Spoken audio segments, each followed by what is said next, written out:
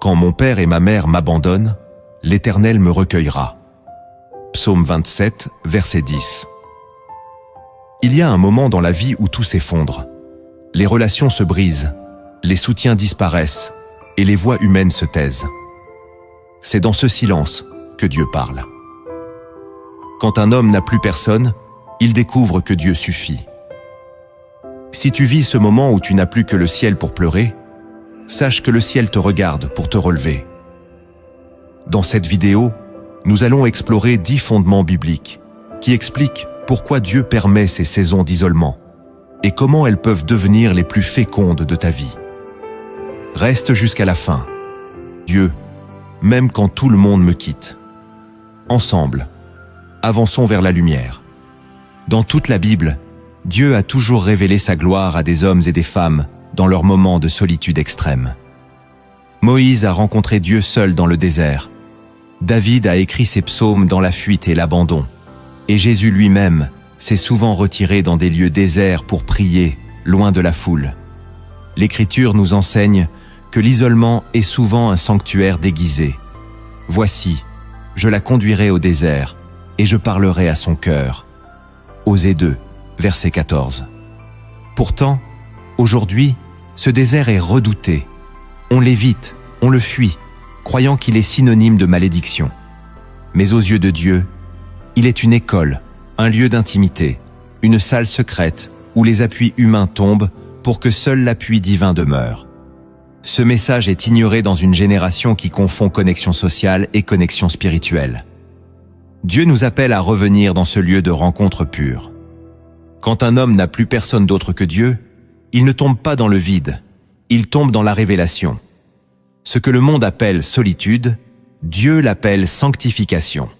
Il n'arrache pas ton entourage pour te punir, mais pour te repositionner. Car certains miracles ne se produisent que quand plus rien ne te retient à la terre. Le premier principe que tu dois comprendre quand tu n'as plus personne d'autre que Dieu, c'est que l'isolement n'est pas une punition, mais une préparation. Ce que beaucoup vivent comme un rejet est en réalité une convocation divine. Tu ne perds pas les gens, tu es convoqué par le roi. Quand Dieu veut t'élever, il commence par t'extraire. Abraham a dû quitter son pays, sa parenté, et tout ce qu'il connaissait pour recevoir la promesse. Joseph a été arraché à sa famille et jeté dans un puits avant d'entrer dans le palais.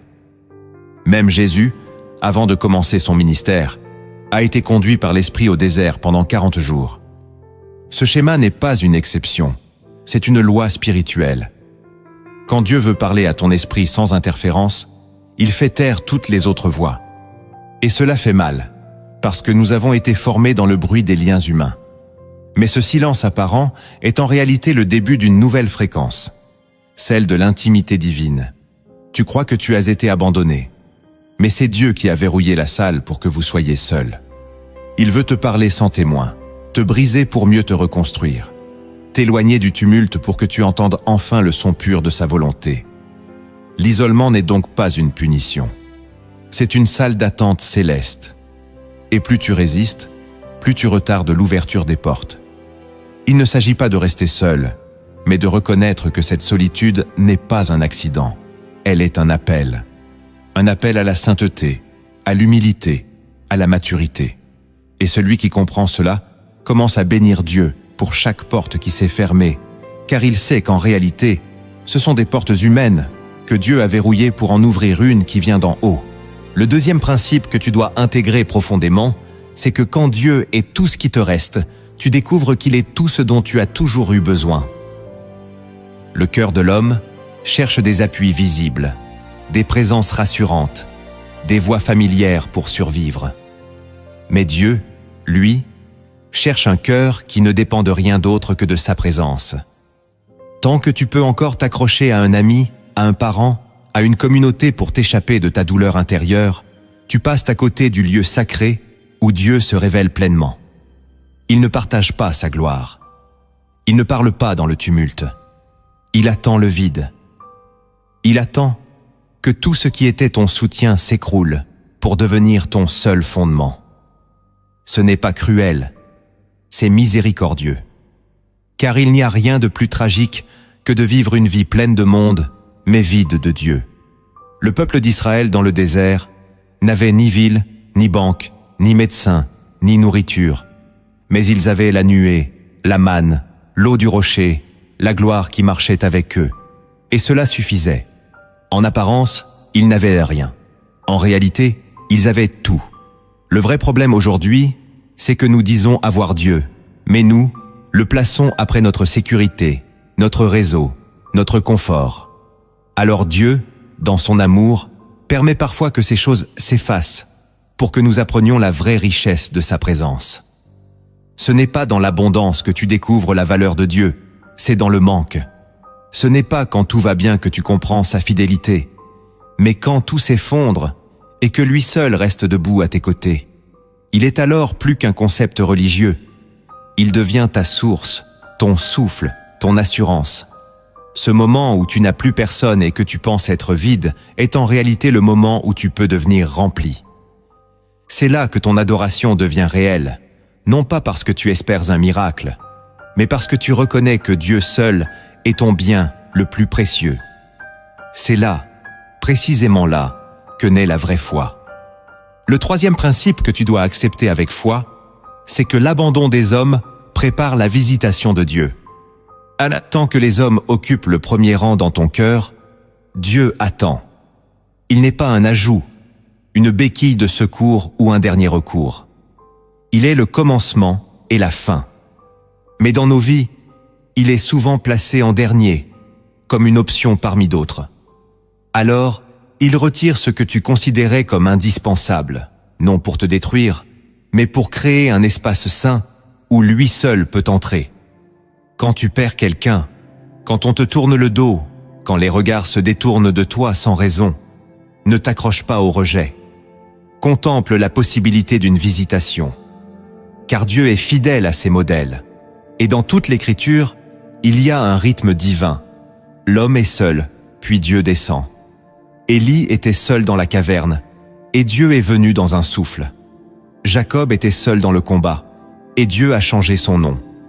Jean était seul sur l'île de Patmos, et il a vu le ciel ouvert. Ce que tous ont en commun, c'est qu'ils ont touché le ciel dans les lieux où la terre ne les reconnaissait plus. Tu crois que c'est une perte, mais c'est un appel. Ce que les hommes appellent solitude, Dieu l'appelle sanctuaire. Il veut t'arracher au tumulte des voix qui t'égarent pour que tu entendes sa voix qui restaure. Il ne te laisse pas seul, il te met à part.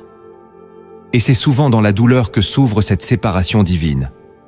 Le cri du cœur abandonné devient l'encens que Dieu préfère. Il n'est pas sourd à ton chagrin, il est juste jaloux de ton attention. Alors, il permet que tout s'arrête autour de toi, pour que tu tournes enfin ton regard uniquement vers lui. Et c'est là, dans ce face-à-face, que se produit la visitation. Pas une émotion religieuse, mais une présence qui transforme. Une paix qui n'a pas besoin d'explication. Une gloire silencieuse qui descend dans ta chambre, dans ta voiture, dans ta nuit. Tu n'as plus rien, mais tu as Dieu. Et ce moment devient plus précieux que tous ceux où tu étais entouré. Parce que désormais, tu es visité. Le quatrième principe que tu dois graver dans ton esprit, c'est que l'homme qui n'a plus personne devient un vase que Dieu peut remplir sans partage. La plupart des croyants veulent recevoir la plénitude de Dieu, mais peu acceptent d'être vidés d'abord. Et pourtant, il est impossible que le Saint-Esprit remplisse un cœur déjà encombré. Dieu ne cohabite pas avec les idoles. Il ne dépose pas sa gloire sur une âme partagée. Alors, dans sa sagesse, il t'amène dans cette vallée d'épurement où tout ce qui n'est pas lui s'éloigne. Les amitiés superficielles se brisent. Les relations intéressées s'éteignent. Les soutiens humains s'effondrent. Et tu te retrouves face à toi-même. Ce vide qui te terrifie est en réalité la forme exacte de ce que Dieu veut remplir. C'est dans le creux de ton cœur que descendra la manne. C'est dans l'absence que naît la dépendance. Regarde Gédéon. Il pensait avoir besoin d'une armée nombreuse pour vaincre, mais Dieu a réduit ses troupes jusqu'à l'os pour montrer que la victoire vient du ciel, pas des hommes. Regarde Job, dépouillé de tout, méprisé même par ses proches. Il s'est retrouvé nu devant Dieu. Et c'est là que l'Éternel lui a parlé avec une puissance qu'il n'avait jamais connue. Mon oreille avait entendu parler de toi, mais maintenant mon œil t'a vu. Job 42, verset 5. Tant que tu comptes sur ce que tu vois, tu n'as pas encore vu Dieu. Mais quand tu n'as plus rien à voir, ni à espérer autour de toi, ton regard intérieur s'ouvre et la lumière divine pénètre sans filtre. Ce moment-là, celui que tu traverses peut-être aujourd'hui, est un moment sacré. Ne le gaspille pas à courir après ceux qui t'ont quitté. Ne supplie pas ce que Dieu a décidé de couper. Reste immobile, mains ouvertes, cœur nu, et dis simplement « Seigneur, me voici. Ce n'est plus moi qui veux contrôler. Ce n'est plus moi qui veux comprendre. Remplis-moi. Utilise-moi. Sanctifie-moi. » Et Dieu le fera. Il ne le fera pas parce que tu es parfait, mais parce que tu es vide. Et il aime remplir les vases vides. Le 5e principe que tu dois accepter sans réserve, c'est que Dieu ne te révèle sa véritable puissance que lorsque tu es seul avec lui.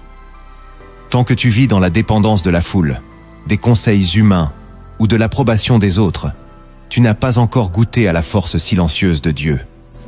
Mais quand tu es seul, désarmé, vidé de tout, il se lève. Dans la Bible, Dieu n'a jamais manifesté sa puissance dans les palais, mais dans les lieux désertiques. C'est dans la fosse aux lions que Daniel a vu le bras de Dieu fermer la gueule des fauves. C'est dans la nuit solitaire que Jacob a lutté avec l'ange jusqu'à recevoir un nom nouveau. C'est dans la prison que Paul et Silas ont loué Dieu, et les chaînes sont tombées. Le commun dénominateur, c'est la solitude. Et cette solitude, quand elle est offerte à Dieu, devient une scène de gloire. Le problème, c'est que nous voulons la puissance sans l'épreuve, la révélation sans la séparation, le feu sans l'autel. Mais Dieu, lui, choisit les lieux cachés pour montrer sa force, afin que personne ne vole sa gloire. Quand tu n'as plus rien, plus personne, plus aucun plan, alors tu es prêt. Car ce n'est pas la clarté de ta situation qui attire le miracle, c'est l'abandon total. Laisse Dieu être ton avocat, ton médecin, ton soutien, ton bouclier. Tu verras qu'il n'a jamais été aussi réel que dans les saisons où personne d'autre ne pouvait t'aider. Il changera l'amertume en louange. Il fera d'un cœur brisé un trône de miséricorde. Il écrira son nom là où les autres t'ont effacé. Et tu n'auras besoin d'aucune justification, car ceux qui t'ont vu tomber te verront te relever, mais cette fois sans leur aide. Et tu sauras que c'est lui seul. C'est dans ces moments que naît la foi véritable. Non pas une foi théorique, mais une foi forgée dans le feu, silencieuse, inébranlable, une foi qui marche sans voir. Si tu vis cette saison aujourd'hui, écoute bien ces mots et écris en commentaire « Je veux connaître la puissance de Dieu dans le secret de la solitude ». Car cette solitude que tu redoutes est en réalité le manteau d'onction que Dieu t'étend. Le 6e principe que tu dois embrasser avec courage, c'est que Dieu t'éloigne des hommes pour t'enseigner des choses que tu ne peux apprendre qu'en sa présence. Il y a des révélations que Dieu ne dépose pas en public. Il y a des instructions célestes, des stratégies de vie, des clés spirituelles qui ne se reçoivent que dans le secret. Le royaume de Dieu ne se bâtit pas dans le tumulte, mais dans le murmure. Et quand Dieu veut t'emmener plus loin, il commence par te mettre à part. Cela peut ressembler à de l'oubli, à de l'abandon, à une injustice. Mais c'est une école cachée. Moïse a passé 40 années dans le désert avant d'entendre la voix du buisson ardent. Joseph a connu la prison avant d'entrer dans le palais.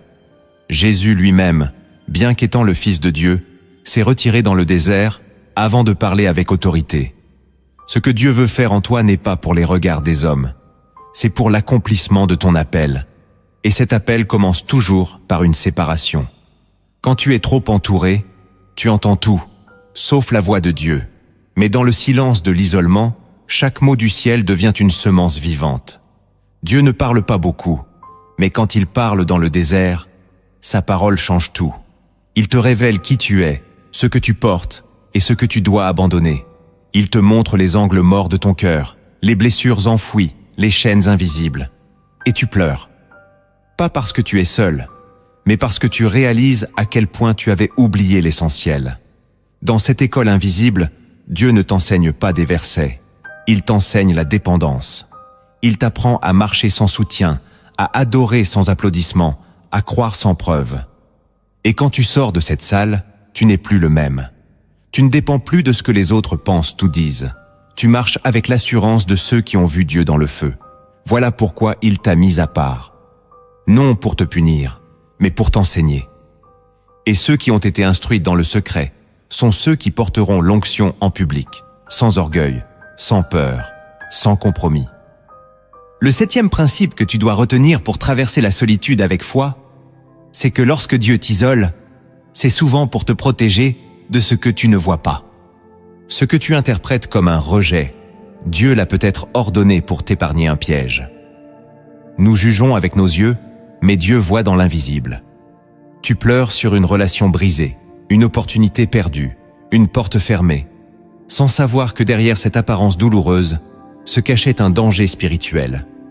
Dans sa souveraineté, Dieu retire parfois des personnes ou des environnements parce qu'il connaît les intentions profondes, les trahisons futures, les pollutions invisibles.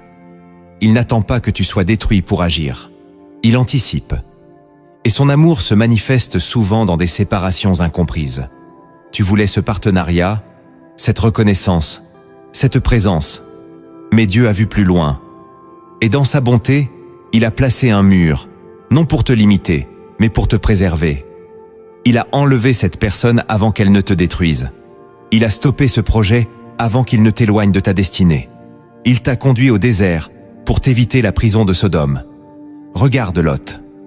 Il a choisi la vallée verdoyante et il a tout perdu. Regarde Noé. Il a accepté l'isolement de l'arche et il a tout sauvé. Ce que Dieu te demande, ce n'est pas de tout comprendre, mais de lui faire confiance. Car parfois, il brise des choses aujourd'hui pour te sauver demain. Il est le seul à voir les complots dissimulés, les manipulations douces, les séductions enveloppées de lumière. Et quand il t'arrache à tout cela, tu pleures, mais tu vis. Tu es triste, mais tu es intact.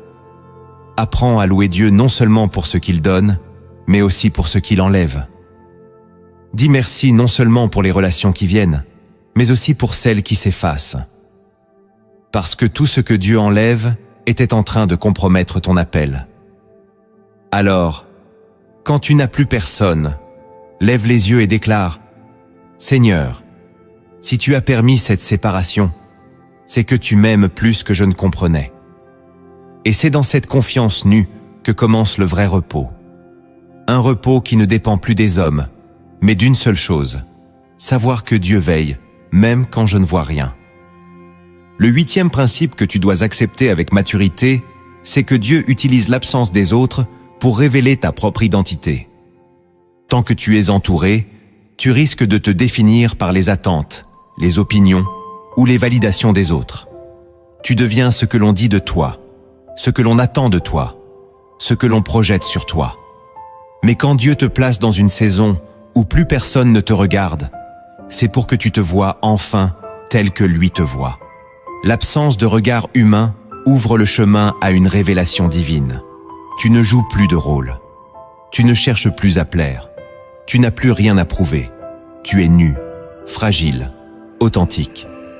Et c'est dans cette nudité que Dieu parle. Il ne t'appelle pas par ton passé, ni par tes échecs, ni par les étiquettes que d'autres ont posées sur toi. Il t'appelle par ton nom prophétique. Jacob est devenu Israël dans un moment de solitude. Moïse a compris qu'il était libérateur quand il était exilé. Jean-Baptiste a grandi au désert avant de devenir la voix qui crie.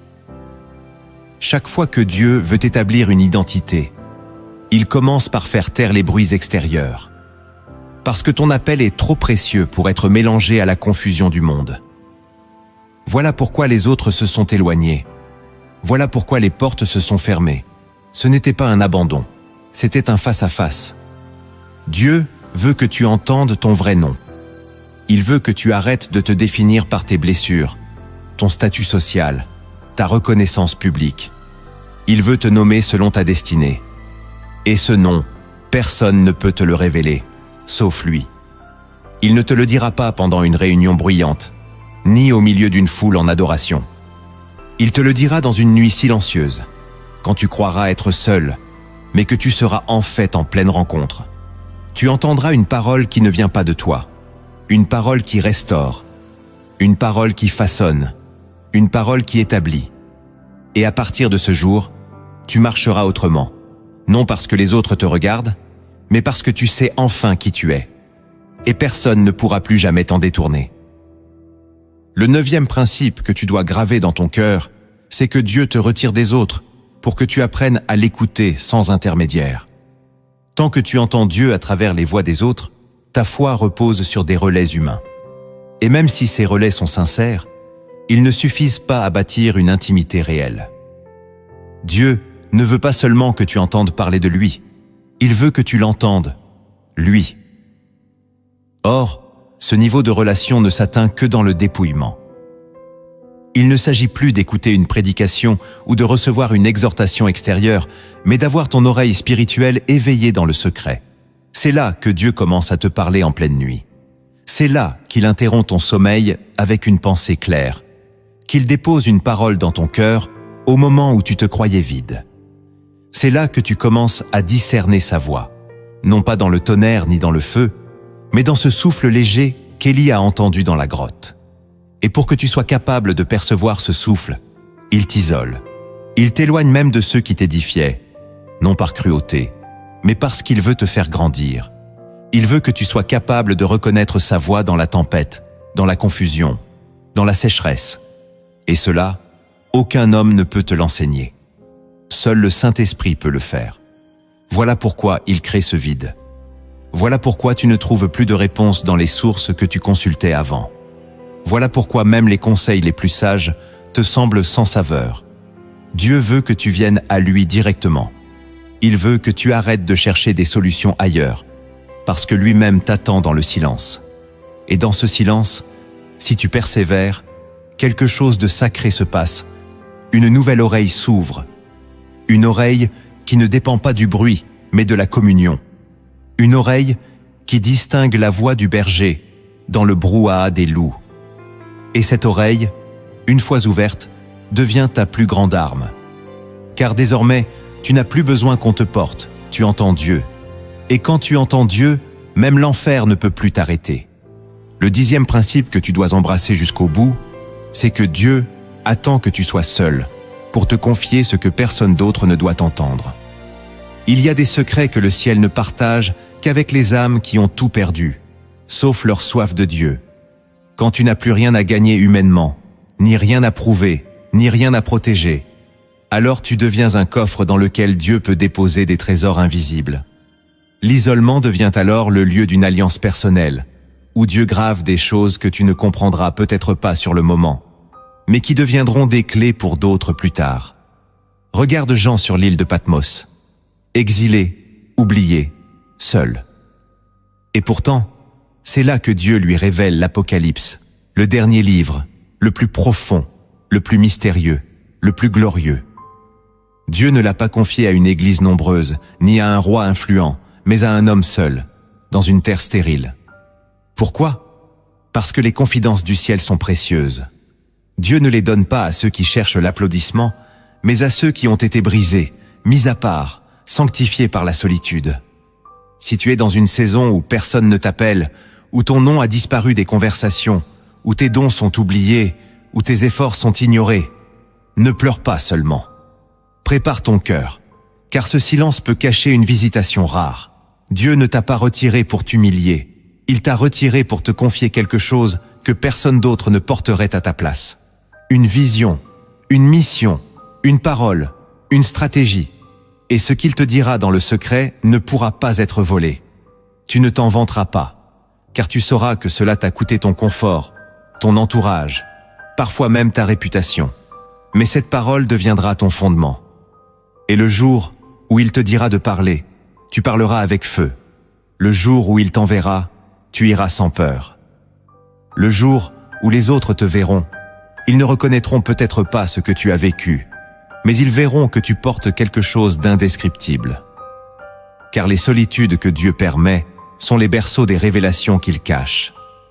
Et ceux qui tiennent jusqu'au bout dans l'oubli deviennent les dépositaires des choses que le ciel réserve aux intimes. Tu viens de comprendre 10 fondements visibles, mais derrière eux se cachent des vérités plus profondes, invisibles aux yeux pressés. Car Dieu ne se révèle pleinement qu'à ceux qui acceptent d'aller plus loin que la surface.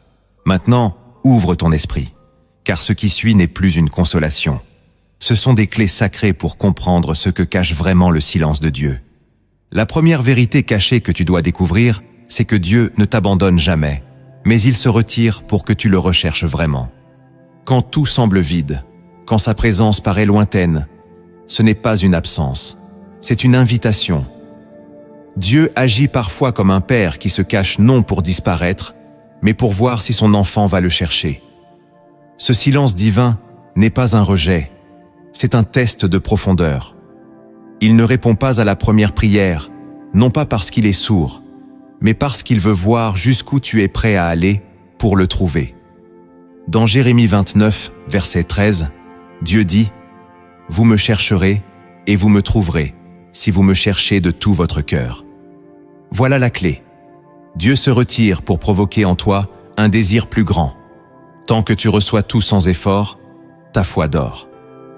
Mais quand le ciel se tait, ton esprit s'éveille. Tu passes de la routine à la recherche, du confort à la soif. Et cette soif plaît à Dieu. Car ce n'est pas le cri bruyant qui attire sa présence, c'est le cœur sincère.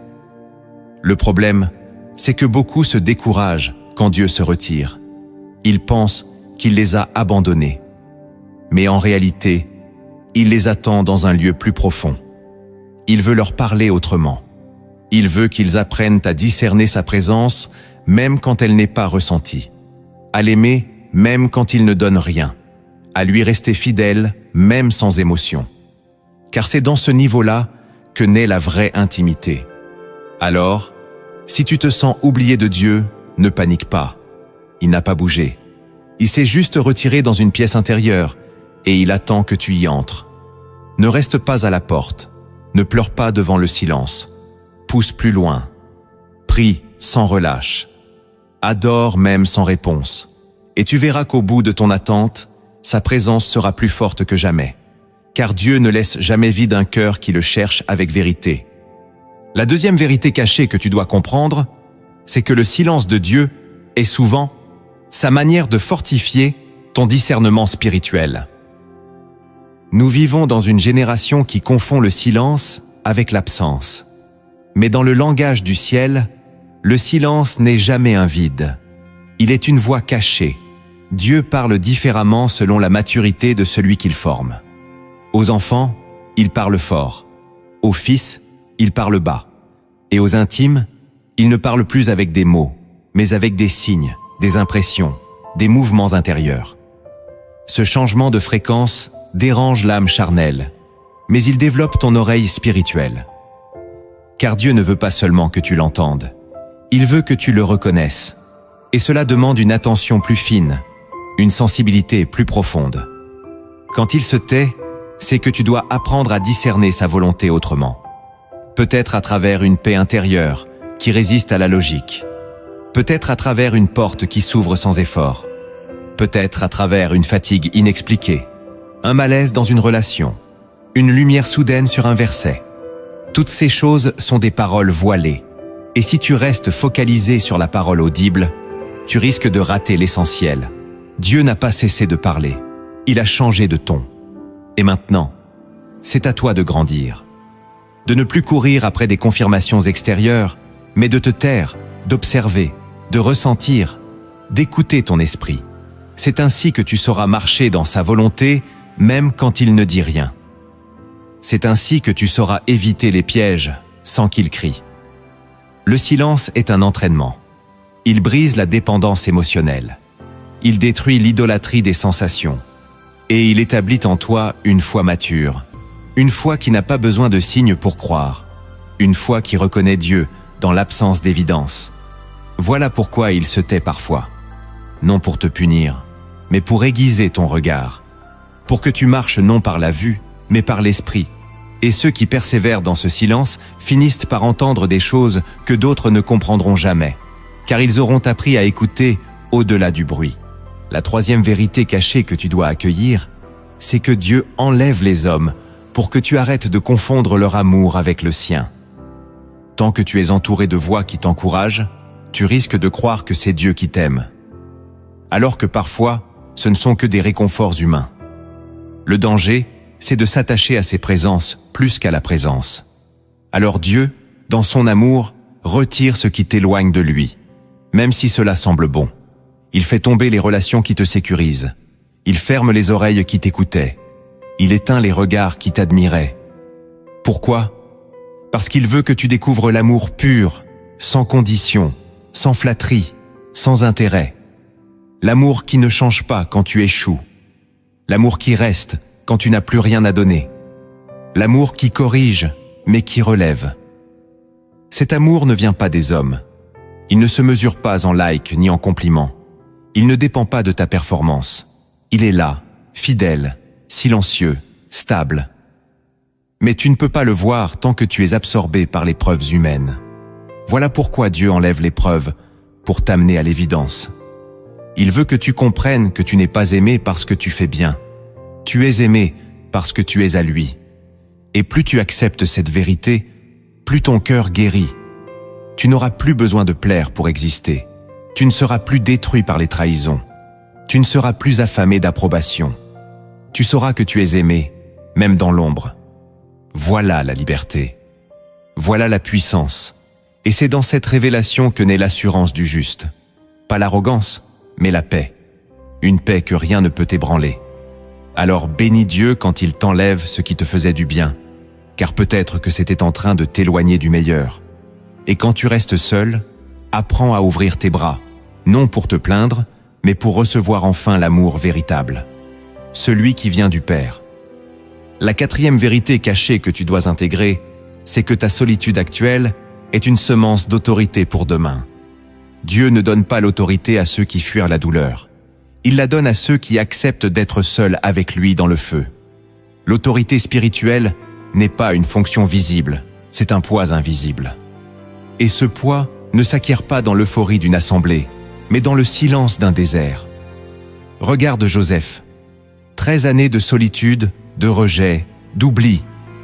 Mais quand l'heure est venue, personne n'a pu arrêter son élévation. Regarde David, oint dans le secret, poursuivi par Saül, abandonné, exilé, humilié. Mais Dieu lui a confié un royaume. Ce que tu vis maintenant est une école. Chaque nuit où tu pleures seul, chaque décision difficile, chaque prière sans réponse visible, chaque renoncement que personne ne voit, tout cela est une semence. Et Dieu compte. Il compte tes pas, il entend tes soupirs, il recueille tes larmes, et il inscrit ton nom dans des lieux que tu ne vois pas encore. Le problème, c'est que nous voulons l'autorité sans brisement. Mais dans le royaume, c'est l'inverse. Tu règnes parce que tu as pleuré. Tu parles avec puissance parce que tu as d'abord été brisé dans le secret. Dieu établit sur les hauteurs ceux qui ont su rester fidèles dans les profondeurs. Alors, si tu vis l'incompréhension, le rejet, l'oubli, ne les maudis pas. Vois-les comme des tremplins. Car celui qui tient seul aujourd'hui marchera avec feu demain. Et ceux qui t'ignorent de maintenant te demanderont un jour d'où te vient cette grâce. Et tu répondras sans orgueil. Elle vient du désert. La cinquième vérité cachée que tu dois méditer profondément, c'est que Dieu permet la solitude pour changer ton regard sur toi-même. Quand tout le monde se tait autour de toi, tu es obligé de t'écouter. Et ce que tu entends n'est pas toujours beau. Le silence révèle les voix que tu avais étouffées, tes doutes, tes blessures, tes peurs, tes colères. Dieu utilise ce vide pour que tu affrontes ce que tu fuyais, non pour te condamner, mais pour te guérir. Tant que tu es entouré, tu peux te distraire. Mais quand tu es seul, la vérité t'attrape. Et cette vérité, c'est que tu as besoin d'être renouvelé dans ton identité. Non plus basé sur ce que tu fais, mais sur qui tu es pour Dieu. Il t'amène à voir les fissures, non pour t'humilier, mais pour les restaurer. Il t'invite à pardonner ce que tu gardais dans ton cœur. Il t'oblige à te pardonner aussi. Il veut t'enseigner à te voir comme lui te voit, non pas faible, non pas perdu, non pas insuffisant, mais appelé, aimé, choisi. Et cette réécriture ne se fait pas dans l'agitation. Elle ne se fait que dans le calme. Voilà pourquoi il t'a isolé, pour que tu te vois, pour que tu l'entendes te dire « Tu es mon fils, ma fille, en qui j'ai mis toute mon affection. » Et à partir de ce moment-là, tu ne regardes plus ta vie comme un accident. Tu ne vis plus comme un survivant. Tu marches comme un héritier, car Dieu t'a révélé ton vrai visage. La 6e vérité cachée que tu dois accueillir avec humilité, c'est que la solitude t'apprend à sanctifier ta pensée. Quand tu es seul, ton corps est immobile, mais ton esprit devient bruyant.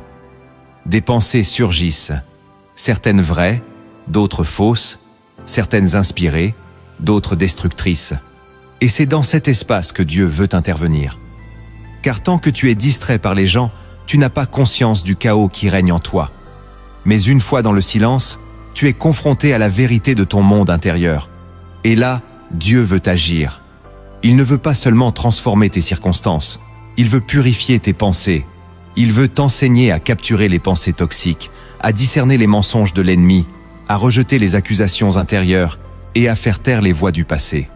Fais de l'Éternel tes délices, et il te donnera ce que ton cœur désire. Psaume 37, verset 4. Ce verset ne parle pas seulement de bénédiction visible, mais d'un cœur ajusté à Dieu. Et cela commence dans l'esprit. Quand tu apprends à méditer sa parole dans le secret, à rejeter les raisonnements d'orgueil, à nourrir ton âme de ce qui est vrai, pur, juste, digne de louange. Alors, la solitude devient un lieu de sanctification. Tu n'en ressors pas seulement plus fort, tu en ressors plus pur, car tu as appris à maîtriser ton monde intérieur. Le croyant faible, ce n'est pas celui qui tombe, c'est celui qui laisse sa pensée gouverner sa foi. Mais celui que Dieu forme dans la solitude devient maître de son esprit. Il ne se laisse plus dominer par ses émotions, ni envahir par les peurs, ni égaré par les doutes. Il garde son cœur, car il sait que de lui viennent les sources de la vie. Voilà pourquoi Dieu t'a mis à l'écart, pas seulement pour que tu sois seul, mais pour que tu sois libre intérieurement. Car un esprit renouvelé est un terrain fertile pour la voix de Dieu. La 7e vérité cachée que tu dois discerner, c'est que Dieu utilise l'oubli des hommes pour révéler ce que lui n'oublie jamais. Tu peux avoir servi fidèlement, aimé sincèrement, donné sans compter. Et un jour, les hommes t'oublient. Ils passent à autre chose. Ils ne mentionnent plus ton nom. Ils ignorent tes sacrifices. Et cette douleur est réelle. Mais dans ce moment précis, Dieu te regarde. Car ce que les hommes oublient, lui le grave. Est-ce qu'une femme oublie l'enfant qu'elle allait? Quand bien même elle l'oublierait, moi je ne t'oublierai pas. Voici, je t'ai gravé sur mes mains. Ésaïe 49, versets 15 et 16. Dieu ne t'oublie pas. Il compte ce que tu crois perdu. Il honore dans le secret ce que tu as semé dans la fidélité. Et c'est souvent dans l'oubli humain que Dieu prépare ton élévation divine. Joseph a été oublié dans la prison, mais le ciel se souvenait de lui. Anne a été méprisée dans le temple, mais Dieu préparait un prophète en elle. Ce que tu vis n'est pas la fin. C'est le creux avant la vague. Dieu ne travaille pas dans le bruit des hommes. Il agit dans le silence de leur absence. Il utilise l'oubli pour tester ton cœur. Vas-tu continuer à servir même quand personne ne regarde? Vas-tu continuer à aimer même quand personne ne répond? Vas-tu continuer à semer sans reconnaissance? Si tu le fais, tu montres que tu vis pour Dieu seul. Et c'est ce cœur-là que Dieu élève. Ce cœur qui n'attend pas les acclamations, mais qui reste fidèle dans l'ombre. Alors ne pleure pas sur ce que les hommes ont oublié. Dieu s'en souvient, et ce souvenir portera un fruit que personne ne pourra nier. Car quand Dieu décide de te faire ressortir, aucun oubli ne peut t'arrêter. Il te fera grâce, il te fera justice, il te donnera une place que personne ne pourra voler. Et tout cela, à cause de ce que tu as vécu dans l'oubli. La 8e vérité cachée que tu dois protéger, c'est que la solitude est l'endroit où naît ton véritable ministère. Le ministère ne commence pas quand tu es vu, mais quand tu es brisé. Il ne commence pas sur l'estrade, mais dans la vallée. Il ne se bâtit pas dans l'agitation, mais dans la douleur secrète. Car avant d'avoir quelque chose à dire, il faut avoir quelque chose à vivre. Et ce que Dieu veut bâtir à travers toi, il doit d'abord l'éprouver en toi. Regarde Jésus. Il a passé 30 années caché, inconnu, silencieux, pour 3 années visibles. Et pendant ces années d'ombre, il a été formé, affermi, sanctifié. Le désert précède toujours l'envoi. L'anonymat précède toujours l'impact. Voilà pourquoi Dieu te cache. Voilà pourquoi personne ne t'appelle. Voilà pourquoi tes talents sont ignorés. Il n'est pas en train de t'exclure, il est en train de t'établir. Car il sait que si tu étais élevé trop tôt, tu tomberais. Il sait que si tu étais vu sans être prêt, tu te détruirais. Alors, il t'aime assez pour te cacher. Il travaille ton caractère, ton cœur, tes racines. Et un jour, sans que tu aies besoin de forcer, il dira « C'est le moment ». Et les portes s'ouvriront. Pas par ton influence, mais par sa main. Et tu sauras que ce n'est pas toi qui as bâti cela. C'est lui. Et personne ne pourra le contester, car ce qui naît dans la solitude porte une autorité que les foules ne donnent pas. Ne méprise pas cette saison. Elle est ton fondement. La 9e vérité cachée que tu dois retenir, c'est que l'isolement révèle ce que tu aimes vraiment. Quand tout est retiré, ce qui reste dans ton cœur est ce qui te gouverne. Dieu permet la solitude pour faire remonter les vraies priorités. Tu peux dire que tu l'aimes, mais quand il est le seul à rester, que fais-tu? Te plains-tu ou l'adores-tu? Le désert révèle si Dieu est ton but ou ton moyen. Est-il ton trésor ou juste le chemin vers autre chose? Tant que tu es entouré, tu peux cacher ton vrai centre. Mais seul, le masque tombe. Et Dieu le permet pour ton bien. Il veut que tu sois vrai, même si cela demande une traversée douloureuse. Car un cœur divisé ne peut pas porter la gloire. Il veut que tu sois entièrement à lui, que tu l'aimes pour qui il est, pas pour ce qu'il donne. Voilà pourquoi il t'a isolé, non pour te punir, mais pour te purifier, pour t'aider à voir ce que tu aimais plus que lui. Étant détaché, ce processus est rude, tu peux pleurer, résister, mais si tu cèdes, tu deviendras libre. Libre d'aimer Dieu dans la pauvreté, comme dans l'abondance. Libre de dire « Je n'ai rien, mais j'ai Dieu, et cela me suffit ». Et cette liberté est la preuve que tu es prêt à le suivre jusqu'au bout. La 10e vérité cachée que tu dois proclamer, c'est que ceux qui tiennent seuls avec Dieu deviendront des colonnes dans sa maison. Dieu ne cherche pas des stars, il cherche des colonnes. Des hommes et des femmes solides, inébranlables, fiables. Et cela ne s'apprend pas dans la foule, mais dans la solitude. Ceux qui restent debout dans l'oubli, la douleur, la sécheresse, la trahison, sont ceux que Dieu utilisera pour soutenir les autres. Ils ne seront pas brillants en apparence, mais porteurs d'une force intérieure rare, car ils savent ce que c'est que de tout perdre sauf Dieu. Et cette expérience devient leur fondation. Rien ne les émeut plus facilement. Ils ne courent pas après les nouveautés. Ils ne se laissent pas séduire par les vents de doctrine. Ils ont été éprouvés, et ils ont tenu. Et Dieu les établit. Il les utilise pour relever d'autres cœurs. Il les place comme repères, et leur témoignage devient un refuge. Si tu vis une solitude profonde aujourd'hui, ne la vois pas comme une fin. Vois-la comme une formation. Dieu est en train de faire de toi une colonne. Et les colonnes ne bougent pas. Elles tiennent, elles soutiennent, elles élèvent les autres sans chercher à être vues. Voilà ton appel. Et si tu sens que cette parole te parle profondément, alors partage cette vidéo autour de toi. Car peut-être que quelqu'un vit cette solitude sans en comprendre le sens. Et aujourd'hui, tu peux être la voix que Dieu utilise pour lui ouvrir les yeux. Tu as entendu les fondements et découvert les vérités cachées. Mais la connaissance seule ne suffit pas. Ce que Dieu veut maintenant, c'est une transformation. Car chaque solitude, chaque désert, chaque silence n'a de sens que s'il t'amène à changer. Prépare-toi à poser des actes concrets, car c'est par l'obéissance que ta destinée s'ouvre réellement. Le premier acte que tu dois poser pour sortir grandi de ta solitude, c'est de sanctifier ton silence. Le silence n'est pas un vide à fuir, mais un espace sacré à offrir à Dieu. Dans un monde saturé de bruit, la voix de Dieu devient inaudible si tu ne prends pas l'initiative de sanctifier ton silence. Sanctifier signifie mettre à part.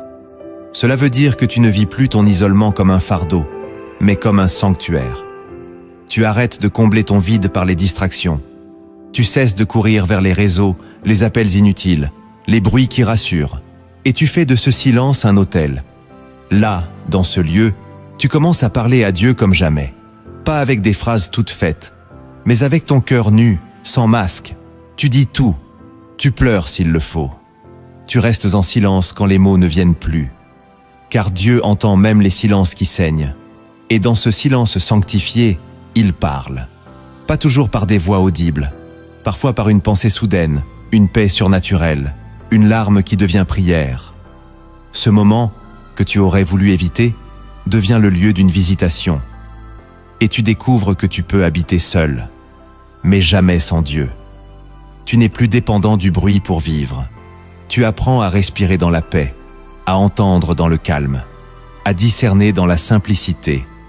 Et cette discipline transforme ton âme. Tu deviens plus attentif à l'esprit, plus lent à parler, plus prompt à écouter. Tu apprends à ne pas réagir à tout, parce que tu vis dans un autre rythme. Voilà pourquoi ce silence est sacré. Il t'éloigne du tumulte pour t'approcher du cœur de Dieu. Alors, commence aujourd'hui. Éteins tout. Trouve un lieu. Reste là. Dis à Dieu, je te sanctifie ce moment. Et reste, même si rien ne se passe. Car parfois, le silence lui suffit pour œuvrer.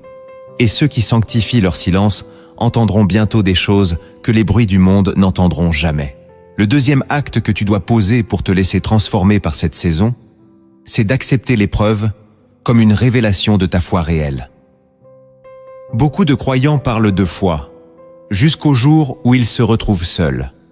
C'est là que l'on découvre si ta foi repose sur Dieu ou sur le confort que tu associes à Dieu. L'épreuve de la solitude est un miroir cruel. Elle expose la nature véritable de ta relation avec le Seigneur. Et si tu y fais face avec courage, elle devient un feu purificateur. Il ne s'agit plus de prier seulement quand tu ressens sa présence, mais de continuer à prier quand tout est sec. Il ne s'agit plus de chanter quand tu es entouré, mais de chanter seul, dans ta chambre, quand personne ne t'applaudit. Cette foi-là est rare, mais précieuse.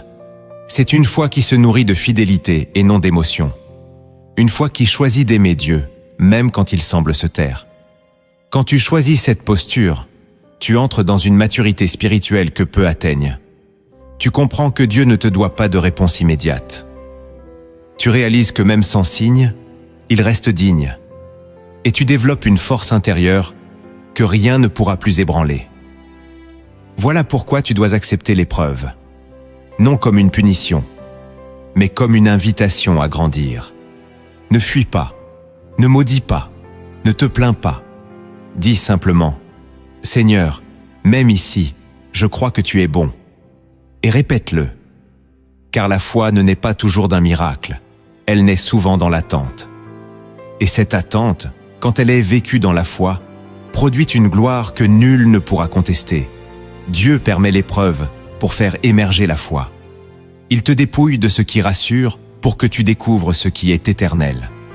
Alors pose cet acte, regarde l'épreuve dans les yeux et déclare que ta foi ne sera pas brisée, mais révélée. Le troisième acte que tu dois poser pour renaître dans l'isolement, c'est de reconstruire ton intimité avec le Saint-Esprit. Quand tu es seul, tu es enfin disponible. Et cette disponibilité est un trésor. Le Saint-Esprit n'a pas besoin de foule pour se manifester. Il cherche un cœur ouvert, un esprit attentif, une présence réceptive. Profite de cette saison pour lui parler chaque jour. Pas comme un rituel religieux, mais comme à un ami. Commence le matin en disant « Saint-Esprit, je suis là. Enseigne-moi. Marche avec moi. » Et reste sensible. Il ne répondra pas toujours comme tu l'espères, mais il répondra. Parfois en mettant un fardeau dans ton cœur. Parfois en te poussant à prier pour quelqu'un. Parfois en te révélant un verset qui parle exactement à ta situation. Et plus tu entretiens ce lien, plus tu redeviens sensible. Tu commences à vivre en lui. Tu réagis différemment. Tu choisis autrement. Tu discernes mieux. L'isolement devient alors une école de communion. Tu n'es plus guidé par les émotions, mais par sa voix. Tu ne t'inquiètes plus de ce que tu perds, car tu sais que tu es connecté à celui qui pourvoit. Et même si tu ne ressens rien certains jours, tu continues. Car tu sais que la vraie intimité se bâtit dans la persévérance, pas dans l'euphorie. Le Saint-Esprit est doux, discret, mais fidèle. Et si tu lui ouvres ta solitude, il la remplira. Alors reconstruis. Réconcilie-toi avec sa présence. Demande-lui pardon si tu l'avais négligé. Et reprends le chemin de la chambre secrète. Non pas pour obtenir quelque chose, mais pour l'aimer. Tu verras qu'un jour, tu sortiras de ce désert et tu marcheras avec une onction nouvelle. Parce que tu n'auras pas seulement survécu à l'isolement, tu y auras rencontré Dieu. Le 4e acte que tu dois poser pour transformer cette saison, c'est de remplacer tes lamentations par des déclarations. Tu as peut-être pleuré. Tu as peut-être gémi. Tu as peut-être crié. Mais maintenant, il est temps de parler avec foi. Le royaume de Dieu ne répond pas aux plaintes, il répond aux proclamations. Dieu ne t'a pas créé pour t'apitoyer. Il t'a créé pour déclarer sa parole, même dans l'obscurité. Alors lève-toi, ouvre ta bouche et commence à dire ce que Dieu dit de toi, même si tu ne le ressens pas, même si rien ne le confirme. Déclare, je suis aimé, je suis gardé, je suis établi, je suis destiné à briller. Prends les Écritures et transforme-les en épée. Dis-les à haute voix, sature ton atmosphère, et tu verras. Peu à peu, ton intérieur changera. Car la foi vient de ce qu'on entend. Et ce qu'on entend, c'est ce qu'on proclame. Le diable veut que tu restes silencieux, fatigué, accablé. Mais Dieu veut que tu parles. Comme Ézéchiel devant les eaux desséchées. Comme David face à Goliath. Comme Jésus devant la tempête. Tu n'as pas besoin d'un public. Tu as besoin de conviction. Ce que tu déclares aujourd'hui, tu le vivras demain. Alors n'attends pas d'être fort pour parler. Parle, et tu seras fortifié. Ce n'est pas un automatisme magique. C'est une discipline de foi. Et ceux qui la pratiquent traversent les saisons les plus sombres avec une lumière intérieure que rien n'éteint. Cesse de répéter ce que tu ressens. Répète ce que Dieu a dit. Et tu verras que ta solitude deviendra un lieu de percée. Le 5e acte que tu dois poser pour sortir de ta saison de solitude avec puissance, c'est de bénir au lieu d'accuser. Quand tu es blessé, rejeté, ignoré, la première réaction naturelle est de pointer du doigt. Accuser ceux qui t'ont trahi. Maudire ceux qui t'ont abandonné. Ruminer les torts subis. Mais Dieu t'appelle à un niveau plus élevé. Il t'appelle à bénir. Non par naïveté, mais par puissance. Jésus, sur la croix, seul, trahi, abandonné, a dit « Père, pardonne-leur ». Ce n'est pas une faiblesse, c'est une autorité. Car celui qui bénit, même dans la douleur, prouve qu'il n'est plus esclave de la blessure. Et Dieu honore cette posture. Il libère une paix rare sur celui qui bénit ses ennemis. Il ouvre des cieux fermés sur ceux qui pardonnent vraiment. Tu veux sortir de cette saison avec puissance ? Commence à prier pour ceux qui t'ont brisé. N'attends pas de ressentir quelque chose. Choisis de le faire. Dis, Seigneur, je les bénis, je te les remets. Fais-leur du bien, et tu verras ton cœur guérir. Tu verras des chaînes invisibles tomber. Car bénir, ce n'est pas absoudre le mal, c'est refuser qu'il t'enchaîne. Tu ne vis plus dans la rancune, tu vis dans la liberté. Et cette liberté est le sol sur lequel Dieu bâtit la gloire. Alors aujourd'hui, si tu choisis de bénir au lieu d'accuser, écris en commentaire « Je bénis ceux qui m'ont oublié, car Dieu ne m'a jamais abandonné ». Le 6e acte que tu dois poser pour renaître de cette saison, c'est de remettre ton avenir entre les mains de Dieu avec une confiance totale. L'un des plus grands pièges de la solitude, c'est l'anxiété du lendemain. Tu te demandes ce que tu vas devenir. Tu t'interroges sur ton appel, tes finances, tes relations, ta stabilité. Et sans t'en rendre compte, tu glisses dans la peur. Mais Dieu ne veut pas que tu portes demain avec les forces d'aujourd'hui. Il veut que tu lui abandonnes ce poids. Ne vous inquiétez de rien, mais en toute chose, faites connaître vos besoins à Dieu par des prières et des supplications, et la paix de Dieu gardera vos cœurs. Philippiens 4, versets 6 et 7. Ce passage n'est pas une belle citation, c'est une clé de vie. Quand tu es seul, tu dois apprendre à remettre ton avenir entre ses mains. Ce n'est pas de la résignation, c'est un acte de foi.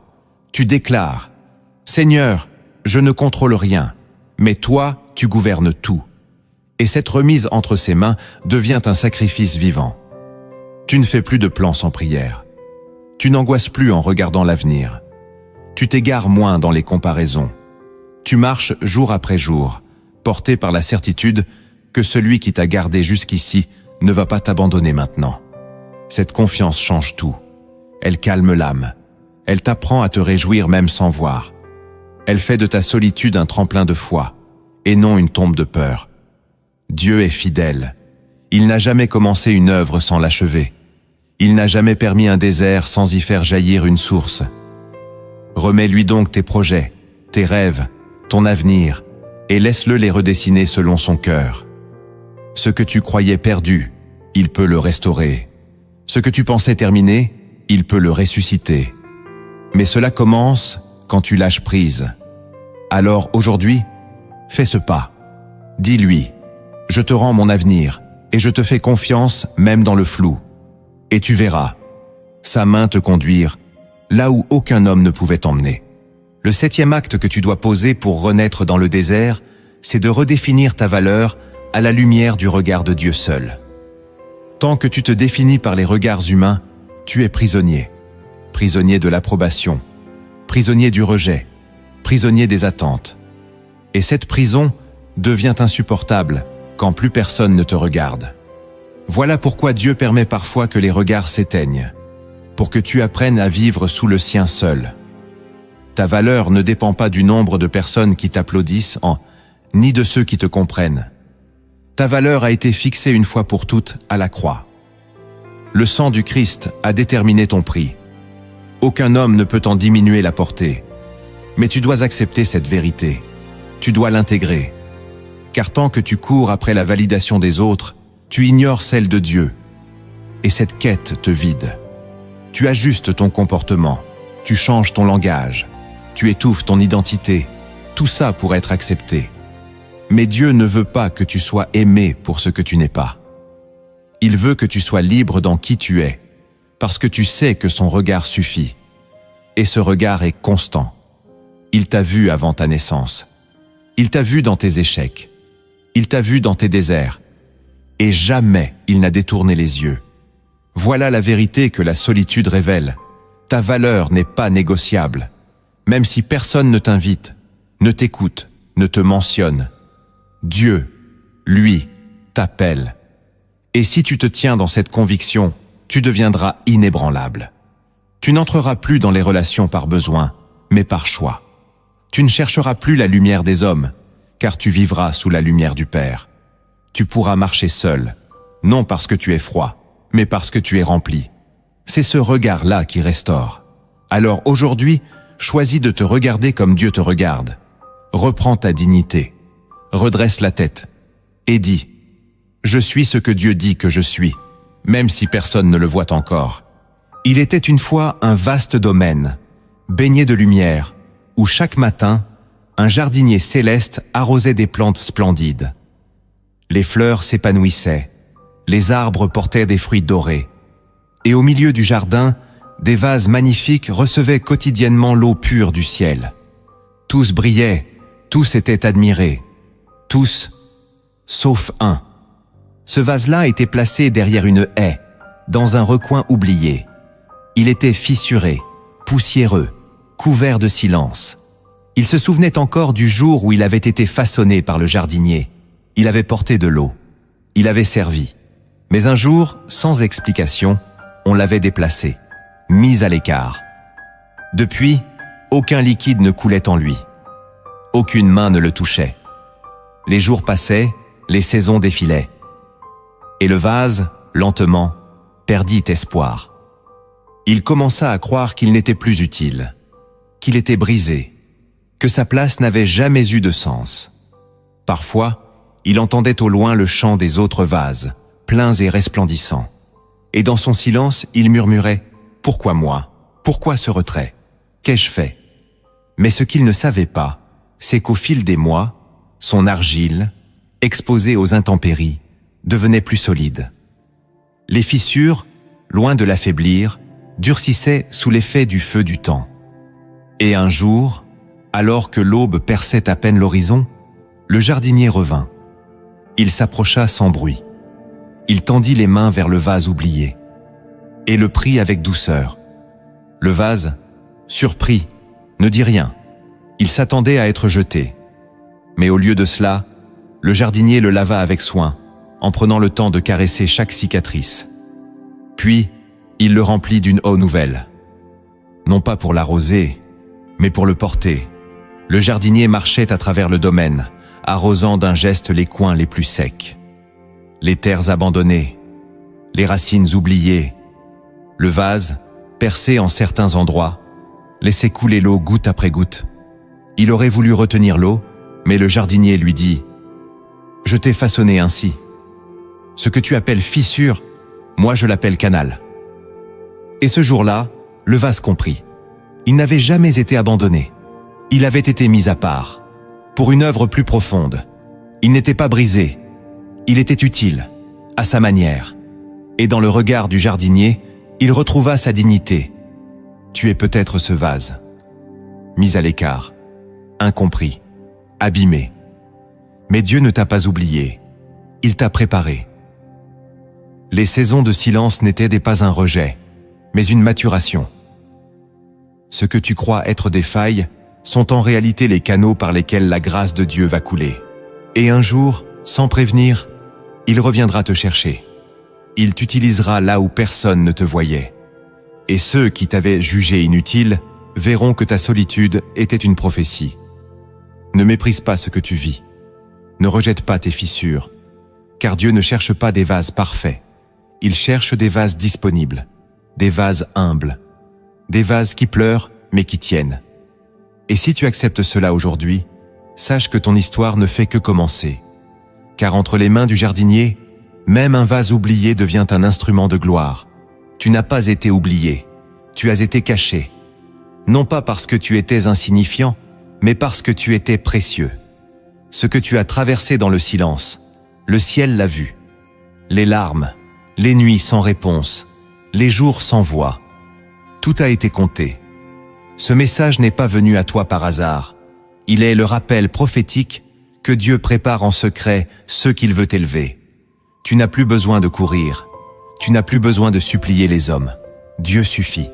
Et ce qu'il construit avec toi dans l'ombre brillera au moment qu'il aura choisi. Sois fidèle. Reste humble. Laisse-le terminer l'œuvre. Car ceux qui s'abandonnent à lui ne seront jamais confondus. La solitude, dans sa main, devient une forge. Et quand il en sortira ton nom, il brillera sans que tu aies besoin de le défendre. Maintenant, incline ton cœur. Car ce que tu vas entendre n'est pas un simple enchaînement de mots, mais un cri vers le ciel. Une prière née du feu, adressée à celui qui t'a gardé dans le secret. Reçois-la comme un manteau, prononce-la comme une alliance, et que ton âme revive. Père éternel, toi qui vois dans le secret, me voici tel que je suis, sans masque, sans défense, sans bruit. Je me tiens devant toi, non pour me justifier, mais pour me remettre. Tu sais tout. Tu sais combien de fois j'ai pleuré dans l'ombre, combien de fois j'ai pensé que j'étais oublié, abandonné, inutile. Mais aujourd'hui, je choisis de croire que même dans mon silence, tu étais là. Même dans mes saisons de vide, ta main ne m'a jamais lâché. Seigneur, je te rends toutes les blessures nées de l'abandon. Je te rends les voix qui se sont tues, les regards qui m'ont ignoré, les promesses humaines qui n'ont pas été tenues. Je ne veux plus bâtir ma valeur sur les fondations fragiles des hommes. Je veux la bâtir sur ton amour, sur ta vérité, sur ta fidélité. Car toi seul m'as vu avant le commencement. Toi seul as parlé sur ma vie, quand personne ne croyait en moi. Toi seul es resté quand tout a fui. Je t'invite dans ma solitude, Seigneur. Prends toute la place. Deviens mon confident, mon abri, ma lumière dans la nuit. Que chaque silence devienne un autel, que chaque soupir devienne un chant, que chaque larme versée en secret soit une offrande que tu recueilles dans ton ciel. Je ne veux plus fuir ce désert. Je ne veux plus le maudire. Je veux l'habiter avec toi. Je veux te rencontrer dans ce lieu. Je veux t'aimer non pour ce que tu fais, mais pour ce que tu es. Père, je te rends mes pensées. Je t'ouvre les portes de mon esprit. Viens purifier mes raisonnements. Viens faire taire les voix intérieures qui m'accusent. Viens restaurer mon regard sur moi-même. Dis-moi qui je suis à tes yeux. Répète-moi ton amour, jusqu'à ce que mes blessures n'aient plus la force de parler. Sature mon cœur de ta vérité. Je ne veux plus croire aux mensonges de l'ennemi. Je veux marcher dans ta lumière. Seigneur Jésus, toi qui as connu la solitude de Gethsémané, toi qui as été abandonné des hommes pour que je sois réconcilié avec le Père, enseigne-moi à traverser cette vallée sans perdre la foi. Donne-moi ton courage, ta paix, ton silence rempli de puissance. Donne-moi d'aimer même quand je ne reçois rien. Donne-moi de bénir même quand je suis blessé. Donne-moi de pardonner même quand la douleur persiste. Saint-Esprit, souffle sur ma vie. Réveille en moi ce qui est endormi. Ramène à la vie les promesses que j'ai enterrées. Réactive ma communion avec toi. Je veux redevenir sensible à ta voix, même dans le calme. Je veux marcher à ton rythme, même quand les autres courent ailleurs. Rends-moi fidèle dans l'invisible.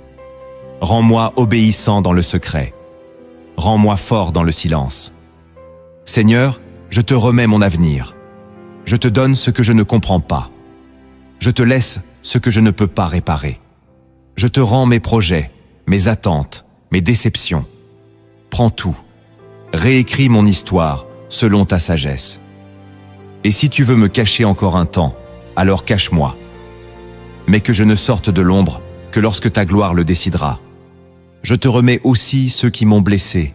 Je bénis ceux qui m'ont tourné le dos. Je pardonne ceux qui ne m'ont pas compris. Je te rends chaque nom, chaque souvenir, chaque moment. Libère mon cœur de toute rancune. Je ne veux plus rester lié à la douleur. Je veux marcher libre, léger, rempli de ta paix. Seigneur, fais de moi un vase utile. Même s'il est fissuré, même s'il est ancien, utilise ce que je suis. Je ne te demande pas de me rendre visible. Je te demande de me rendre fidèle. Je ne te supplie pas de me faire briller. Je te supplie de me faire ressembler à ton Fils. Je veux marcher comme lui, aimer comme lui, servir comme lui. Fais de ma vie un témoignage silencieux, mais puissant. Que ceux qui me verront demain ne voient pas ma force, mais ta grâce. Que ceux qui entendront mon histoire comprennent que le désert n'est pas une fin, mais une naissance. Que les murs qui m'ont enfermé deviennent des autels, que les fissures deviennent des sources, que ma voix, un jour, porte ton souffle. Et si je dois rester dans le secret encore un temps, alors garde-moi, soutiens-moi, fortifie-moi, que je n'abandonne pas l'autel, que je ne quitte pas la salle secrète, car c'est là que tu me façonnes. C'est là que tu me parles, c'est là que tu fais de moi un instrument pour ton royaume. Merci de ne jamais m'avoir oublié. Merci de m'avoir caché pour me former. Merci de m'aimer au point de me séparer. Je t'appartiens. Je te rends tout. Et je te dis aujourd'hui, reste avec moi, même dans la nuit. Au nom de Jésus. Amen. Si cette prière a touché ton cœur, ne la garde pas pour toi. Envoie cette vidéo à quelqu'un qui traverse le silence, l'isolement ou l'incompréhension. Il pourrait y découvrir l'appel de Dieu. Et si tu es resté jusqu'à la fin, écris en commentaire « Ma solitude a un sens, car Dieu m'y parle et m'y transforme ».